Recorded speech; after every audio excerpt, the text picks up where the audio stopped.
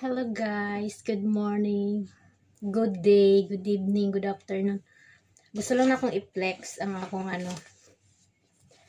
na nakadaog ko guys sa sa kanang home for disability, tapos giatinan ako tong kapatid niya mo. So sa tanan nga nananalo puro meron disability.